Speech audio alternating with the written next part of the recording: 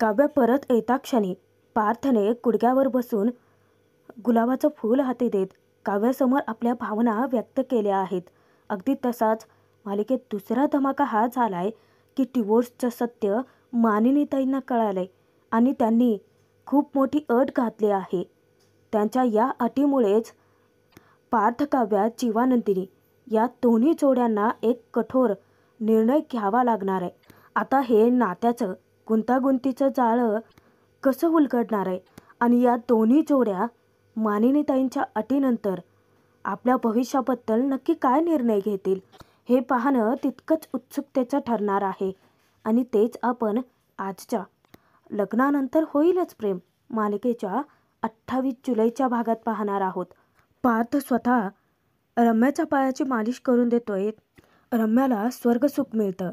मनोमन जेव्हा ती पार्थला I love you बोलते, पार्थ अचानक तिला विचारतो की काही म्हणालीस का? रम्याची तंद्रीच मोडते. इतक्यात तिच्यासाठी पाणी घेऊन मानिनीताई येतात. पार्थला त्या खडसावतात की अरे इतका वेळ नसतं लावायचं ते ऑइंटमेंट. रम्या पाणी पित असताना मानिनीताई परत तोच विषय उगाळतात की पार्थला नक्की महत्त्वाचं काय सांगायचं होतं, परंतु पार्थ बोलूच शकत नाही. आता तर तो भलताच विषय ताणतो की ते मी म्हणत होतो माझ्याकडे ना त्याच्यापेक्षाही बेटर फोटोज आहेत म्हणून त्या फ्रेमची काही गरज नाही आहे. मानिनीताई विचारतात की नक्की ना? हे बघ पार्थ, तुला काही बोलायचं असेल तर बोल. तेव्हा पार्थ खरं सांगून टाकणार तर रम्या परत नाटकीपणा चालू करते की आई गो माझा पाय खूप दुखतोय. पार्थला काळजी वाटते. तेव्हा रम्या ड्रामा चालू करते. आता तर माझा पाय मुरगळाय. माझं महत्त्वाचं पार्थकडे काम होतं. आता मग मला परत वर जावं लागणार, परत लॅपटॉप घेऊन यावं लागणार, परत त्या डिटेल्स पार्थला द्यायच्यात. तिला प्रचंड टेन्शन आल्याचं दाखवते. पार्थ तिला म्हणतो की अगं एवढंच ना, तू माझ्या लॅपटॉपवरती काम करू शकतेस. तो स्वतःचा लॅपटॉप रम्याच्या हाती सोपवतो. आता ही रम्या काही स्पष्टपणे पार्थला आपल्याशी बोलूच देणार नाही. मानिनीताईंच्या लक्षात येतच. त्या पार्थला बाजूला घेऊन जातात आणि परत विचारपूस करतात की महत्त्वाचं काही सांगायचं असेल तर तो सांगू शकतो. रम्याचं लक्ष लॅपटॉपपेक्षा जास्त पार्थ आणि मानिनीताईंच्या बोलण्याकडेच असतं. मुद्दाम ती पार्थला हाक मारते. त्या डिटेल्स ज्या काही तिने काढल्या आहेत त्या चेक करायला सांगते. आता तिचा सगळा ड्रामा मानिनीताईंच्या लक्षात येतो. रम्याला त्या विचारतात की नाही म्हणजे प्रत्येक वेळेसच तू पडायचं, पार्थने तुझी सतत काळजी करायची, उगाचच कशाला त्रास देतेस ग तू त्याला? हे बघ, आणि तुला काही हवं असेल ना तर तू मला हाक मार, उगाच त्याला त्रास देऊ नकोस. जाण्यापूर्वी मानिनीताई तिला ताकीद देऊनच जातात. रम्या नंदीबैलासारखे मान डोलावते. नंदिनी जीवा यांचे छान मस्त लुटुपुटूचे वाद चालू असतात. नंदिनी विचारते की अरे बापरे, बायको म्हणून माझ्याविषयी तुम्हाला कुठे वाटतो कन्सर्न? जीवा विचारतो की हो, मग तुलाही माझ्याबद्दल कुठे वाटतो कन्सर्न? तू ना टोमणे मारण्यात पटाईत आहे. नंदिनी सांगते हो ना, मग लोकांनी आपल्याला टोमणे मारू नये असं जर वाटत असेल ना तर मग सुधारावं माणसाने. जीवा म्हणतो मुळात मी बिघडलेलोच नाही आहे तर सुधारण्याचा प्रश्न येतोच कुठे? परत नंदिनी टोमणा मारते की वा वा वा वा वा. नाही म्हणजे लोकांना किती गोड गैरसमज असतात ना स्वतःविषयी. जीवा म्हणतो की मारला. चकाचक बाईने परत टोमणा मारला. अगं मी तुझा नवरा आहे ना, त्यासाठी स्वतःचं नशीब समज. तू ना रोज रोज देवाचे आभार मानत जा. हवं तर त्याचे पाय धुवून ना रोज पाणी पित जा की माझ्यासारखा नवरा तुला मिळालाय. तेव्हा नंदिनी म्हणते की हो, मग हेच तुम्ही करा ना, रोज तुम्ही देवाचे आभार मानत जा. का तर माझ्यासारखी इतकी चांगली बायको जी मिळाली तुम्हाला. नाहीतर लोक एकमेकांची वाद घालून डायरेक्ट कोर्टाची पायरी चढून डिवोर्स घेतात. नंदिनी चुकून बोलून जाते आणि दोघेही निशब्द होऊन जातात. बोलण्याच्या ओघामध्ये नंदिनीच्या तोंडून सत्यच आपसूक बाहेर पडतं. दोघांनाही खूप गिल्टी वाटतं. दोघे एकमेकांना सॉरी बोलतात. इतकं छान, इतकं गोड वाद चालू होता दोघांचा. परत फिरून त्याच मुद्द्यावरती येऊन टपकतात. जीवा नंदिनीची माफी मागतो की फ्लोमध्ये चुकून तुला बायको बोलून गेलो. तेव्हा नंदिनी म्हणते आणि मी ही भावनेच्या भरात तुम्हाला नवरा बोलून गेले. दोघे एकमेकांना सॉरी म्हणतात. तेव्हा जेव्हा म्हणतो की इट्स ओके, नंदिनी मोठ्या तेच किलचाते की इट्स नॉट ओके, हे बरोबर नाही आहे. कारण सतत जर आपण नवरा बायकोसारखे असे भांडत राहिलो ना जीवा, तर 6 महिन्यानंतर एकमेकांपासून वेगळं होताना खूप कठीण जाईल. आणि मला आता तुमच्याकडून कोणतीच अपेक्षा नाही आहे. तुमच्याशी मला भांडायचंही नाही आहे आणि तुमचा मला आधारही नको आहे, असं सांगून ती तोंड फिरवते. इकडे आपली काव्यासुद्धा आता परत आले आणि जेव्हा पार्थ फ्रेश होऊन येतो तेव्हा काव्या सोफ्यावरती झोपी गेलेली असते. पार्थाला तर विश्वासच बसत नाही की काव्या खरंच आली आहे. तो एकटक तिच्याकडे पाहतच राहतो. त्याला अजूनही त्याच्या डोळ्यांवरती विश्वास बसतच नाही की काव्य खरंच त्याच्या समोर आहे का, की परत एकदा त्याला तिचे भासच होत आहेत. तो जेव्हा काव्याच्या खूप जवळ जातो तेव्हा पार्थला एक गोड स्वप्न पडतं. परत काव्यासोबतचे त्याला भासच होतात की काव्या खरंच आले. जेव्हा पार्थ विचारतो की मला भास होतोय की काव्या खरंच आलेत, तेव्हा काव्या म्हणते की मी खरंच आले देशमुख. पार्थ स्वतःचा हात देत काव्याला उठवतो तेव्हा तो खूप गोड रोमॅन्टिक स्वप्नामध्येच हरवून जातो की काव्यासुद्धा त्याच्यासोबत तितकीच रोमॅन्टिक झाले. काव्या येण्याच्या आनंदाच्या भरामध्ये तो चक्क जणू काही तिच्यासोबत डान्सच करतोय की काय असं वाटतं त्याला. त्याच्या स्वप्नामध्ये काव्यासुद्धा अगदी बायकोसारखीच वागते. पार्थचं शर्टचं निघालेलं बटन जेव्हा ती लावते तेव्हा पार्थला तिच्या स्पर्शाने विश्वास बसतो की खरंच ही काव्य आहे, ती त्याचीच काव्य आहे. पार्थला तिच्या असण्याची इतकी सवय लागलेली असते की परत पार्थ आनंदाच्या भरात इतका रोमॅन्टिक होतो, तो तिच्यासोबत डान्सही करायला लागतो. आपल्यासोबत तो काव्यालाही नाचवतो. त्यानंतर थोडीशी फुले हातामध्ये घेऊन येत तिच्या अंगावरती उधळतो. काव्या प्रचंड खुश होऊन जाते. परत काव्यासोबत तो रोमॅन्टिक डान्स करतो आणि त्यानंतर गुलाबाचं फूल घेऊन येत चक्क गुडघ्यावर बसून तो फूल काव्याला देतो. काव्यालासुद्धा ते फूल इतकं आवडतं. जेव्हा ती त्याचा सुगंध घ्यायला जाते तेव्हा काव्या लहान मुलांसारखं रुसून बसते. ती पार्थला डोळ्यानेच खुणावते. दोघंही एकमेकांशी काहीच न बोलता फक्त एकमेकांना खुणावतात. तेव्हा पार्थ परफ्यूम घेऊन येतो, त्या फुलांवरती मारतो आणि मग काव्या त्या फुलांचा सुगंध घेते आणि तिचं मन अगदी प्रफुल्लित होऊन जातं. परत काव्याला गोल फिरवत पार्थचं परत रोमॅन्टिक डान्स चालू होतो. इतका छान सीन दाखवला आहे. त्यानंतर स्वतः तो तिला त्या चेअरवरती बसवतो आणि पार्थ त्या स्वप्नामध्ये इतका हरवलेला असतो की तो स्वतःलाही विसरून जातो. तो नक्की काय करतोय त्याचं त्यालाच भान उरत नाही. जेव्हा काव्याच्या डोळ्यावरची केसाची बट तो हळुवारपणे दूर सारणार, काव्या मोठ्यानेच किंचाळते की देशमुख काय करताय हे. पार्थ घाबरून मागेच सरकतो. आत्ता कुठे तो भानावर येतो. काव्या परत त्याच्या अंगावर धावत जाते. त्याला विचारते की देशमुख नक्की काय करत होतात तुम्ही हे. पार्थ म्हणतो की एवढं मोठं किंचाळत कशाला. अहो घाबरलो ना मी.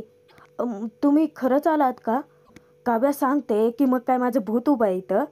पार्थला अजूनही विश्वास बसत नाही. परत विचारतो तुम्ही खरंच आलात. अहो देशमुख मी खरंच आले आहे. तेव्हा पार्थ म्हणतो की अच्छा म्हणजे तुम्ही खरंच आलात. कधी आलात तुम्ही. काव्या सांगते की झालेत 15 मिनटं येऊन. पार्थ विचारतो 15 मिनटात येऊन लगेच झोपी पण गेलात. काव्या परत खेकसते की काय प्रॉब्लेम आहे देशमुख नक्की तुमचा. तिकडे अनिशाच्या घरी रात्रभर जागून मी अभ्यास केलाय. म्हटलं आपल्या घरी आले थोडंसं झोपावं, परंतु नाही तुम्हाला त्रासच द्यायचा आहे मला.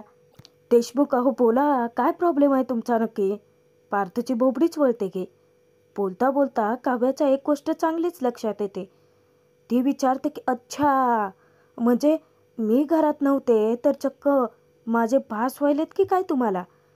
तेव्हा पार्थ गोष्टी टाळतोच. छे मला का तुमचा भास होईल. काव्या मुद्दाम फिरकी घेते त्याची. अच्छा म्हणजे माझ्या असण्या नसण्याचा काही फरक पडला नाही का. पार्थ विचारतो की का तुमच्या नसण्याचा मला फरक पडायला हवा होता का. नाही म्हणजे तुमचा एकही मेसेज नाही आहे माझा, म्हणजे तुम्ही मला फोनही केलेला नाही आहे देशमुख. तेव्हा पार्थ विचारतो की अच्छा म्हणजे तुम्ही माझ्या मेसेजेसची माझ्या फोनची वाट बघत होतात का. आता काव्याचीच बोबडी वळते. ती सांगते की नाही नाही म्हणजे तसं नाही आहे, मी अनिशाच्या घरी गेले होते. आम्ही दोघी शांत अभ्यास करत होतो. म्हणजे सगळं कसं शांत शांत होत होतं. देशमुख, मला ना तुमच्या किओस्कची सवय लागली हो. काव्याने स्वतःच कबूल करता पार्थ तिला सांगतो की सवय, माणसाला एकदा का सवय लागली ना की त्याचं परत ते व्यसन होतं, असं माझी आई म्हणते. तुम्हाला माझी आणि माझी तुम्हाला सवय लागायला नको आहे. नंतर 6 महिन्यांनी सगळंच कठीण होऊन बसेल. काव्या विचारते की 6 महिने? तेव्हा पार्थ सांगतो की का, 6 महिन्यानंतरचा डिवोर्स फाईल केलाय आपण, विसरलात का? आत्ता कुठे काव्याच्या डोक्यात प्रकाश पडतो. ती सांगते की ती गोष्ट विसरण्यासारखी आहे का? अभ्यासाच्या नातामध्ये थोडासा विसर पडला होता. पार्थ म्हणतो, परंतु मी नाही विसरलो. पार्थने या सगळ्या गोष्टी इतक्या लक्षात ठेवल्यात, इतक्या जिवारी लावून घेतल्यात, ते पाहूनच काव्याचा चेहराच पडतो की हीच गोष्ट मला घरच्या सगळ्यांना सांगायची होती, पण सांगूच शकलो नाही. कधी भीती वाटली तर कधी तशी संधीच मिळाली नाही. आता तुम्ही आला आहात तर? काव्या विचारते, तर काय? पार्थ उत्तर देतो, तर धीर आलाय मला. जाऊ देत, सोडा तो विषय. आता आपल्याला घरच्यांना सगळं खरं काय ते सांगावं तर लागेलच ना. त्यानंतर बॅग पण भरावी लागेल ना तुम्हाला. पार्थने असं म्हणताच काव्याला धक्काच बसतो की हे सगळं बोलत असताना त्याच्या मनाला किती यातना होत आहेत हेही काव्याला चांगलंच उमगतं. जीवा फ्रेश होऊन येताच नंदिनी त्याला विचारते की काय हे, किती वेळ? फ्रेश व्हायला इतका वेळ लागतो का? तेव्हा जीवा म्हणतो की नंदिनी, मला फ्रेश व्हायला इतका वेळ लागतोच. इतक्या दिवसात ही गोष्ट तुझ्या लक्षात यायला हवी होती की नाही? तेव्हा नंदिनी म्हणते, अहो दररोजच्या वेळी ठीक आहे, परंतु आज इतकी घाई असताना इतका उशीर कशाला लावायचा? जीवा विचारतो की का, म्हणजे फ्रेश होऊन आज कुठे जातोय आपण? नंदिनी त्याला आठवण करून देते, विसरलात का? डिवोर्सबद्दलचं सत्य आईबाबांना सांगायचं आहे ना आज. जीवा सॉरी म्हणतो की त्याच्या ही गोष्ट लक्षातच नव्हती. तेव्हा नंदिनी सांगते की अहो 3 दिवस झाले आहेत, आईबाबांना आपल्याला खरं काय ते सांगावं तर लागेलच ना. हे बघा, पहिल्या दिवशी आईबाबांना घरी यायला उशीर झाला म्हणून सांगू नाही शकलो. दुसऱ्या दिवशी पिहूला फिट्स आल्या आणि काल काल तर आपण शाहूवाडीची केस जिंकलो म्हणून नाही सांगता आलं. परंतु आता आपण आईबाबांपासून हे किती दिवस लपवणार आहोत, सांगावं तर लागेलच ना. नंदिनीचं ते बोलणं ऐकून जीवा विचारतो की अगं हो, इतकी का डेस्परेट झाले आईबाबांना हे सगळं सांगायला? तेव्हा नंदिनी म्हणते की डेस्परेट? अहो धावत जाऊन ही लगेचच गोष्ट सांगण्यासारखी आहे का? आई बाबा आपले, आपण आपली मुलं नंबरात येण्याची वाट बघत असतानाच आपण फेल झालो आहोत ही गोष्ट कशी सांगू शकणार आपण? आणि गेले 2 दिवस फेल होऊन प्रगती पुस्तक आपल्या उशीखाली दाबून ठेवणारी मुलगी नाही आहे मी. तेव्हा जीवा म्हणतो की हो, मी तर प्रत्येक गोष्टीत फेलच होत आलोय नाही का? नंदिनी सांगते की नाही जीवा, मला तसं म्हणायचं नव्हतं. गेले 2 दिवस झालेत ना, आपण काहीच बोललेलं नाही आहेत, सांगावं तर लागेलच ना. तेव्हा जीवा म्हणतो की ठीक आहे, चल तू बाबांशी बोल, मी आईशी बोलतो. आता नंदिनी घाबरते. आपण ना आईंना नको सांगायला हे, जर त्या पॅनिक झाल्या तर त्यांना हँडल करणं खूप अवघड होऊन जाईल. तेव्हा जीवा विचारतो, हे तू मला सांगतेस? माझ्या आईला हँडल कसं करायचं ते चांगलंच माहिती आहे मला. नंदिनी विचारते की अच्छा, म्हणजे डिवोर्स घेण्यापूर्वी त्या सगळ्या गोष्टी तुम्ही कन्फेस केल्या होत्या का? अनुभव आहे का तुम्हाला की आत्ता जाऊन तुम्ही डायरेक्ट सांगणार आहात? एका दृष्टीने नंदिनीचं बोलणंही तितकंच बरोबर आहे, परंतु ती इतकी बिथरून जाते, घाबरून जाते. जीवाला स्पष्ट दिसत असतं की नंदिनी किती टेन्शन घेते. मानिनीला काहीतरी होईल, हा धक्का त्या सहन करू शकतील की नाही याचंच टेन्शन तिला आलेलं असतं. तेव्हा नंदिनीला जीवा विचारतो की हे बघ, माझ्या आईला मी हँडल करू शकतो अगं, आणि अचानक जर तू बोलायला गेलीस आणि ती तुझ्यावरती चिडली तर काय करणार आहेस तू? जीवाचाही मुद्दा बरोबर ठरतो. नंदिनी म्हणते की हो हो हो, अगदी बरोबर आहे. त्या जर माझ्यावरती चिडल्या तर परत लवकर शांत नाही व्हायच्या आणि त्यांना शांत करणं आपल्याला खूप अवघड होऊन बसेल. तुमचं ना ठरवलेलं बरोबर आहे. चला तुम्ही आईंशी बोला, मी बाबांशी बोलते. नंदिनी जाणार तेव्हा जीवा तिचा हात पकडतो. तिला शांत करतो, समजावतो की नंदिनी खूप टेन्शन घेतेस तू, थोडी शांत हो जरा.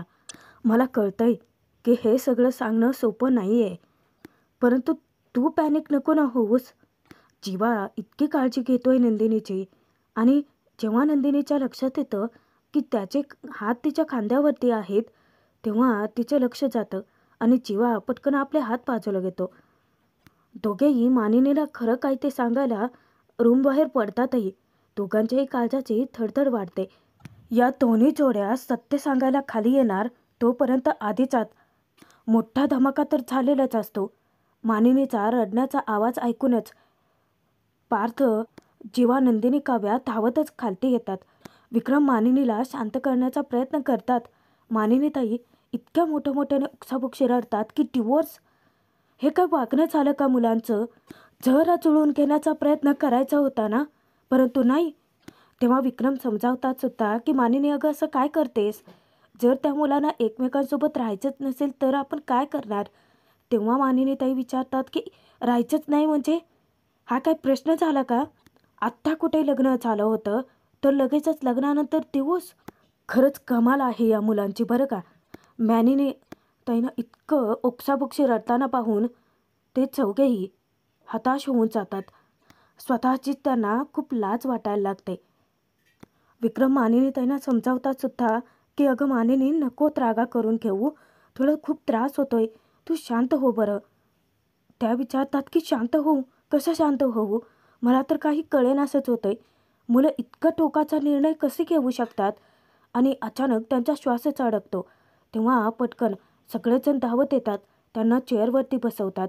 तरीही मानिनीताई काही शांत होतच नाहीत. तो धक्का त्यांना सहन होल्या पलीकडचा असतो.